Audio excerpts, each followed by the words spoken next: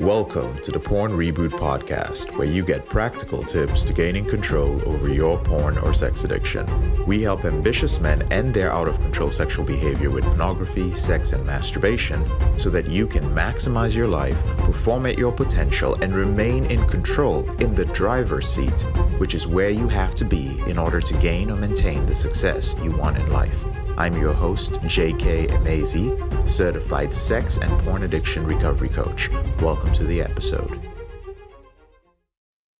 Brothers, anyone can talk the talk, but not everyone can walk the walk. And that's why here at Porn Reboot, where we do walk the walk, I'll be sharing every few episodes some snippets of success stories and testimonials from brothers who are in our implementation intensive and in our free groups. And they're going to be sharing some of the results they've been getting so that this can further inspire you to take action on all the different tips and techniques that you learn while listening to the Porn Reboot podcast. Enjoy. What's going on, Reboot team? Chris here with another testimonial from somebody coming to us from our exclusive Reboot implementation program. I'm actually looking forward to this conversation. I really enjoy this guy's progress, and I love talking to this guy. Really intelligent guy. I am honored to be able to share some time with him. I'm here with Carrington. How you doing, bro? Hey, man. How are you?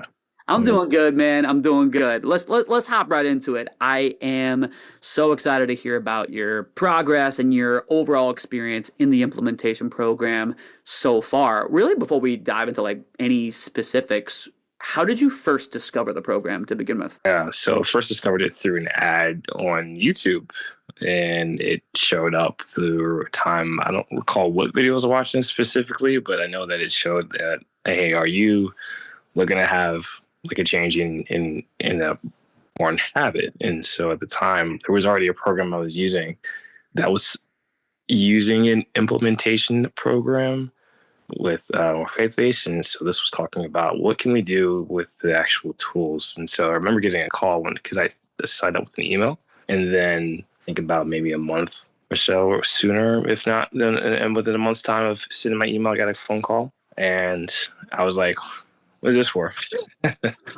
It was calling me. I signed up for what? And I was like, oh, okay. Yeah, it sounds like something I would do. So sure, why not? So it actually turned out to be by accident, and me just signing up because I'm like, yep, whatever help I can take, I'll get. So if this works, I'll do it. If this helps out, I'll try it. So. And here you are, man. So I'm curious as to like what was the moment like when you finally pulled the trigger and joined? So you see these messages, you see these emails, and then you finally have that moment where you're like, you know what? Let's do this thing. Yeah. So I think the moment that what happened was because I just came back around to seeing that, as I mentioned before, there's another program I was using. I saw that, okay, is it so much the programs or is this actually me? And I started to see like, hey, my time is getting compact, working in education, also coaching wrestling, and just have commitments outside. And seeing that my time didn't schedule that in to sit down with a counselor like I had wanted to, as well as target this area specifically for myself. So when I did, and eventually saw that the reason why I wasn't scheduling that time was just because I need to carve this out. There's people pleasing tendencies I had, and I needed to address that. I don't think I would have found out how to label that if I didn't use this implementation program, actually. So when I finally had a chance to sign up and do this, I saw that, hey, this is different from the first one that I had, which, no disrespect to what I was using before, just this helped me with what I needed to have a foundation. We're just more so, how do I actually actively have a community of people that I'm not just they're reaching out to me, but I am also being called to reach out to. And that's where I started learning about accountability, which is different. Facebook group was something that I saw. Oh, this is active. People are using this and people are responding. I was like, what is this? Like small things. They're looking at wins and small stuff. So I'm like, I think the activity and how everyone was using this a lot is what kept me. I love that, man. Tell me a little bit more about that foundation. Like what from the program helped establish that for you? Yeah, the foundation changed from having something like a big system to trusting that there was already something in place that works and just doing it small, just little by little, just small. It wasn't so much pressure as this is homework. This is more of an invitation of, okay, start with where you're at. As in conversations we've had as well, just about, okay, start with what is rebooting mean to you. Every rebooter, every hero, everyone on staff as well has said this before about what does reboot mean to you. And the more and more just what does it mean to me? Just it's more of a question of like, well, what do I need right now? What are my needs? That's so, so important because our role as the program is to not tell you necessarily how to live because we don't know what's important to you. Only you do at the end of the day. Our Yeah. job is to help provide that facilitation and the community and the tools for you to do just that for yourself, to bring that rebooted Carrington to life, And speaking of the tools, what have been some of those specific tools that have benefited you so far? Yeah. Yeah. I don't want to hurt your feelings, but I know the one that I've used the most is the feel wheel. Still practicing dialoguing as well.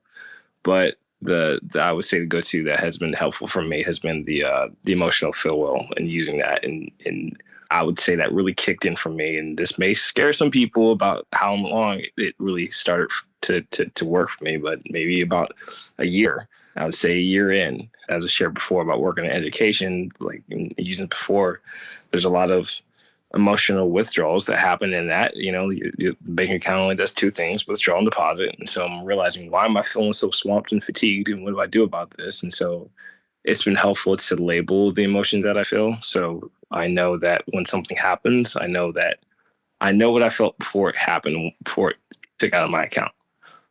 And I know, okay, that there was already something else going on.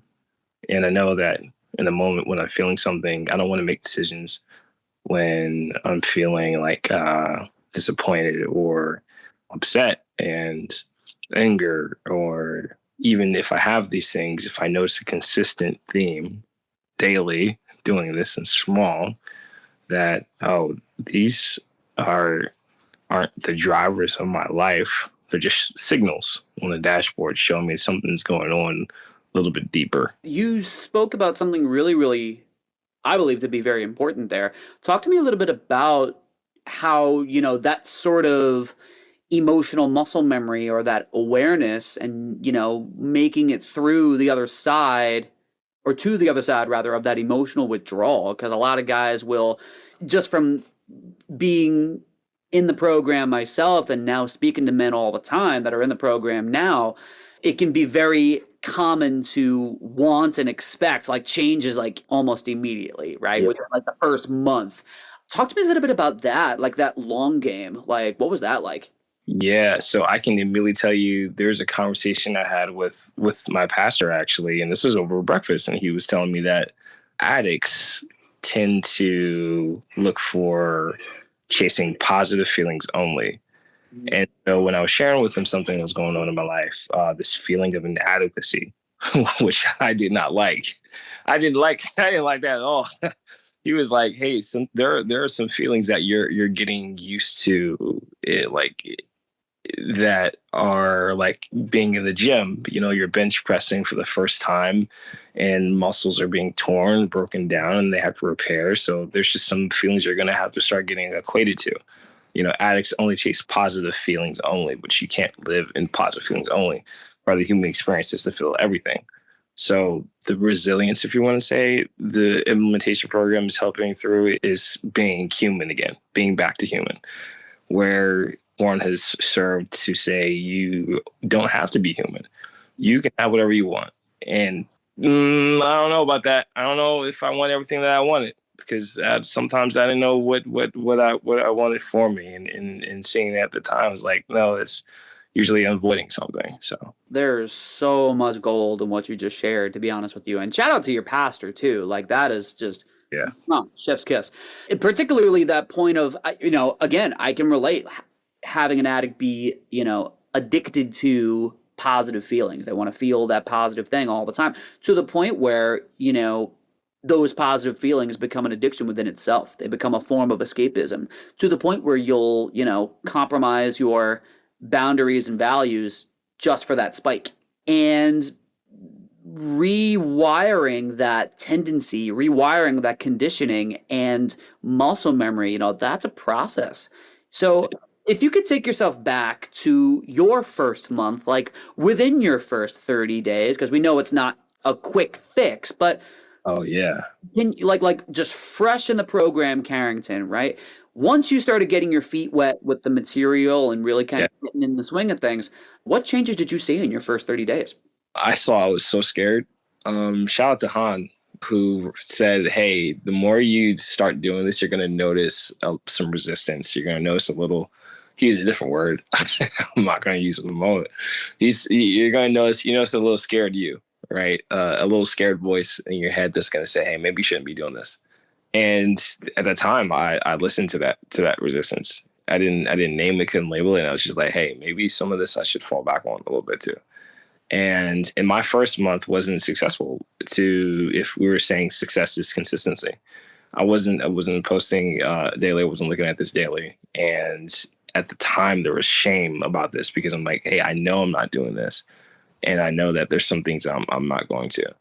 But coming back, seeing that I looked at the fast track guide and through Reboot Heroes reaching out as well, I'm saying like, okay, this is support, but they aren't doing this for me.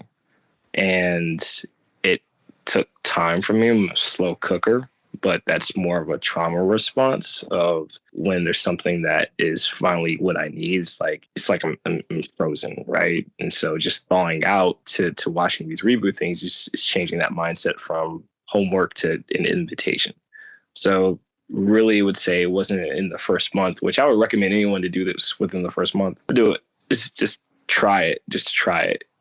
And don't expect change immediately. Try it. You aren't going to do everything. And I think the intention of the fast track guy is to be exposed to it and then be able to learn the basics. The first month was peppered at me, and I had to slowly go back into this and do this. I really appreciate you keeping it real with that because, again, it kind of flashes me back to when I first started, kind of feeling like it is sort of a new way of thinking. It's a new routine, and there's a lot of truth that you spoke, and I appreciate you speaking on it. And I know one of the things that sort of kept me going was that sense of community. It's just like, oh snap, like there are other people that are looking at the same fast start guide, having similar feelings that you just described. And it's like, oh, wow, like we literally are all in this thing together. We're all trying to recover and we're all trying to accomplish different goals in our lives.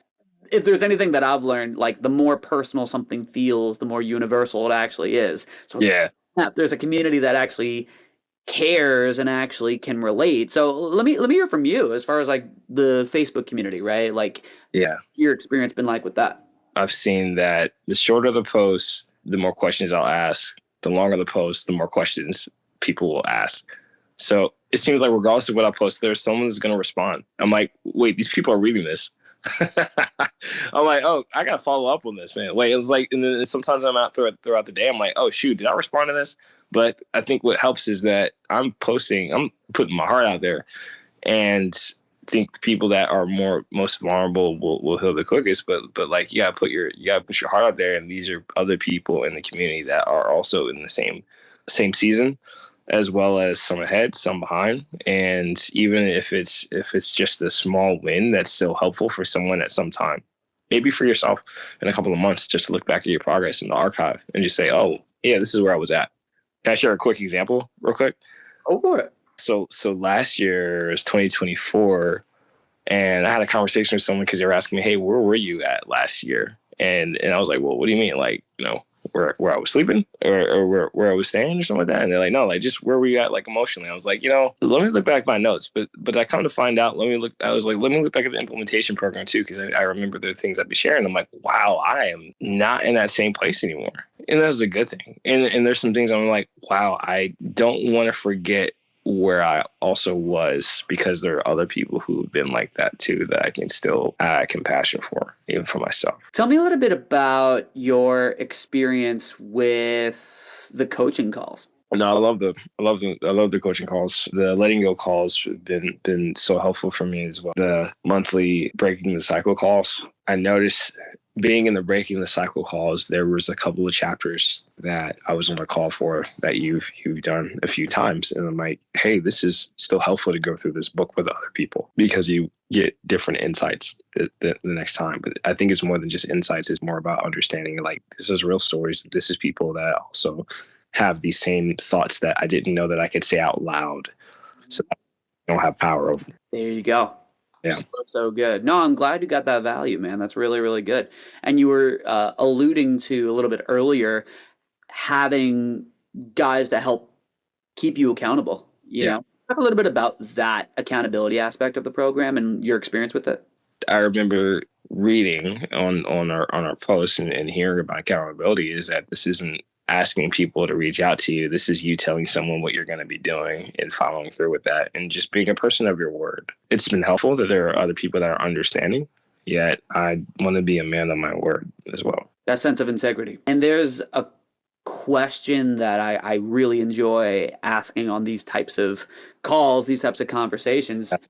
Having experienced what you've experienced so far and having, put forth the types of moves to increase the likelihood of that, that character with integrity, right? Like having him be a more recurring player in your day to day, having learned what you've learned so far, right?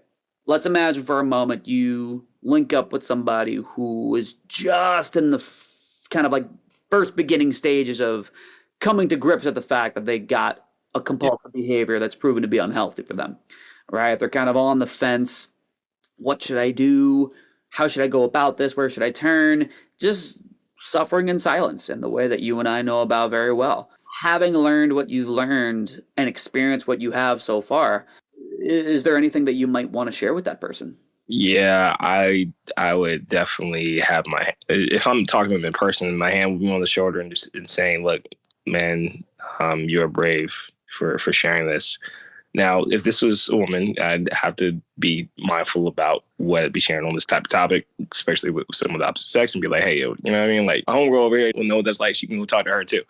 Just, want to use wisdom on that one. But what I'm saying is, I think anyone who's being vulnerable is I would want to be telling them, like, you're taking a brave step to say this out loud. That is hard for anyone to have that battle silently and think that they're alone, but you're in good company because there's others that are also not just struggling, but also winning in this area that is also being able to live their life. So what that looks like for you, I guess, in the context is just whatever I can say that's empathetic and understanding, and then, calling out with some truth to that. Is that does not define you, and where you're at is you do have more life. And so I've actually been in this conversation and referred some people to the program, but I wondered if I turned it to a sales pitch more than just that understanding and calling them out. So I can relook at that too. But that's what I would start out with as well. And Well, a follow-up question that I would ask, would you recommend this program? yeah, I definitely would. Well, that's honestly like really, really encouraging because we know very, very well like how common of an issue this is, whether it's porn, whether it's sex, masturbation, other sexually compulsive behaviors. People all around the world, go through unhealthy relationships with those things, and having a program and having a community that's there and cares, people need that. And Yeah. you've been a valuable member of this community, and I'm not just blowing smoke. Like, I've really enjoyed seeing your progress and like keeping in touch and checking in with you. And yeah, before we bounce and call it a night, odds are if this makes it to the YouTube channel or the podcast or whatever, then odds are pretty high then someone who might come across this might actually be, in that sort of first stage of coming to grips with the fact like, oh man, this is proven to be unhealthy for me. Is there anything you might want to share kind of directly before we say goodbye? Yeah, I would say doing this program has helped me learn about myself that I no longer need pornography. I don't need it. My wants and my needs, I know what they are. And now I'm learning how to verbalize and say what I want. And I'm someone who didn't believe that I knew what I wanted. Didn't believe that. Over time, becoming able to advocate for myself, and it's helped me love others. I know that everybody in this program wants to be able to love somebody and love others, and including themselves as well. So doing this program has helped me see that the values that I truly knew deep down after every time I finished watching pornography and feeling shame for myself, it was really, really able to get that out and actually put that on paper and start to build the muscle to love again. Carrington, everybody, thank you so much for your time, and I really, really appreciate your insight. I'm JK, your brother in this struggle. Thank you so much for listening to this episode of the Porn Reboot podcast. I'll speak to you later on in the week. If you found this episode helpful, here are 4 ways I can help you with your out-of-control sexual behavior for free. The first way is to grab a free copy of my book, Confessions of a Porn Addict, 7 Secrets of Porn-Free Men at elevatedrecovery.org, or visit the link in the description below this episode. The second way is, if you're not sure where to start, but you'd like to learn more about my team and I, if you'd like to spend time with like-minded professionals and business owners who are controlling their behavior, then join our free and confidential group, the Porn Reboot group on Facebook. There's a link to join in the description below this episode. The third way is, if you need help right now because you have a burning issue, your behavior with pornography is hurting you mentally or emotionally, you're about to lose your relationship, you want to live up to your potential, be an authentic man, and free yourself from shame, guilt, and underachieving, then click on the link in the description below this episode that says free coaching call. And the fourth way is to leave us a 5-star review if you enjoy this podcast, so that we can reach more men who are struggling in silence and bring back the lessons we learn from coaching them to freedom.